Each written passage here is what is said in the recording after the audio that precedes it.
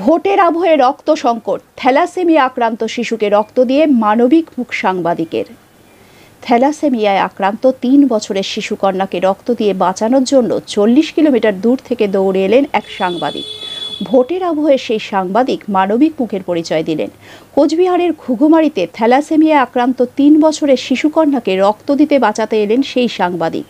একদিকে গরম পড়েছে, অন্যদিকে ভোট আবহ, তাই রক্তদান শিবিরগুলো প্রায় বন্ধ।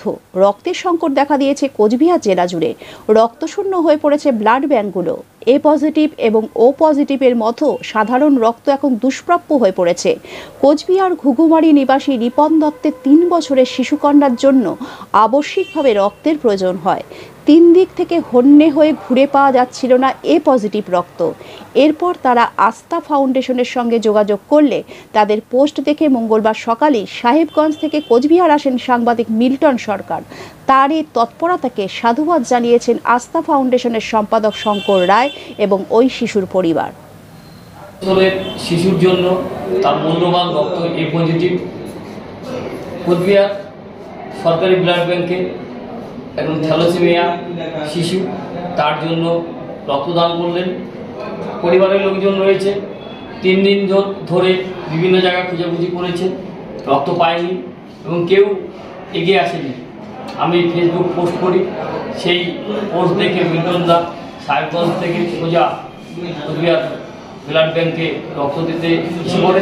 আমরা মিল্টন দাকে রক্তযোদ্ধা সম্মান তার হাতে তুলে দিলাম এবং আমরা অসংখ্য ধন্যবাদ জানাই এই কর্মকাণ্ডে আমাদের পাশে থাকার জন্য। তো প্রচুর ব্যস্তর মধ্যে ছিলেন আপনি, এই যে রক্ত দিতে আসলেন একজন ছোট্ট শিশুর জন্য, কেমন লাগছে? খুব ভালো লাগছে। ধন্যবাদ জানাই প্রথমে আস্থা ফাউন্ডেশনকে, তাদের জন্যই আজকে এই ছোট্ট বাচ্চাটির পাশে দাঁড়াতে পারলাম, তার পরিবারের পাশে দাঁড়াতে পারলাম। আমি সকালেই যখন আস্থা ফাউন্ডেশনের পোস্টটা দেখি তখন বিভিন্ন কাজ ছিল সকালে। এই মুহূর্তে ভোট চলছে, ভোটের জন্য ভোটের আগে আগে বিভিন্ন রক্তদান শিবিরগুলো প্রায় বন্ধের দিকে এবং প্রচন্ড গরম এবং ব্লাড ব্যাঙ্কগুলোতে রক্ত শূন্য। এবং যে বিষয়টা দেখলাম যে এই পজিটিভ রক্ত, এই খুব সাধারণ রক্ত, এটাও কিন্তু সংকটে পড়ে গেছে এই পজিটিভ রক্ত। তাই শঙ্কর দাস এই পোস্ট দেখে আমি ছুটে এলাম কোচবিহার ব্লাড ব্যাংকে, সরকারি ব্লাড ব্যাংকে, এবং রক্ত দিলাম। আমি চাই শিশুটি খুব দ্রুত সুস্থ হয়ে উঠুক এবং ওর যে সমস্যা যেটা, এবং সেটা নিয়ে তারা বিভিন্ন কথা বললাম। যতটা পারবো সেই পরিবারের পাশে থাকার চেষ্টা করবো এবং এইভাবেই শুধু আমি নই, সকলেই যেন পাশে এসে দাঁড়ায়, মুমূর্ষ রোগীকে রক্তদান করুন। এবং বিভিন্ন ক্লাবগুলোকে, রাজনৈতিক দলগুলোকে অবশ্যই বলবো আপনাদের সময় মতো আপনারা বিভিন্ন জায়গাতে রক্তদান শিবির করুন এবং এইভাবেই বিভিন্ন সংগঠন যদি এগিয়ে আসে তাহলে আমরা মানুষকে রক্তদান করে পাশে থাকা একটা সুন্দর বার্তাই হবে। আপনার নাম? আমার নাম মিল্টন সরকার। আপনার পেশায় কি? আমি পেশায় একজন সাংবাদিক। আজকে আমি আমার মেয়ের জন্য সাংবাদিক মিল্টন দা আজকে আমাকে রক্ত দিল। আমার মেয়ের নাম রিমা দত্ত। কি হয়েছে আপনার মেয়ের? মেয়ের থ্যালাসেমিয়া, বেটা থ্যালাসেমিয়া। ওর প্রত্যেক 3 সপ্তাহ পর প্রায় রক্ত লাগে। বয়স কত আপনার মেয়ের? বয়স মেয়ের 3 বছর। কোন সংগঠন থেকে সহযোগিতা করেছে আপনাকে?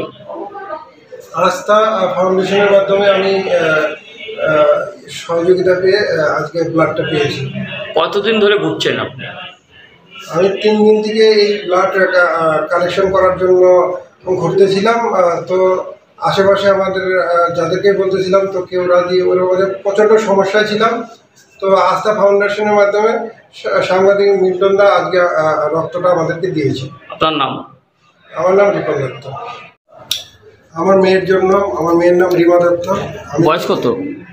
3 বছর আমার মেয়ের বয়স।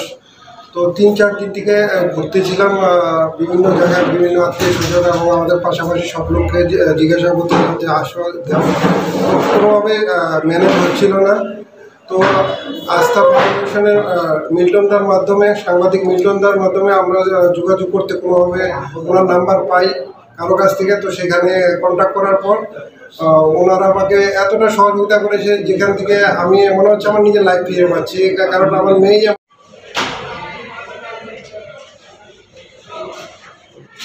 সজল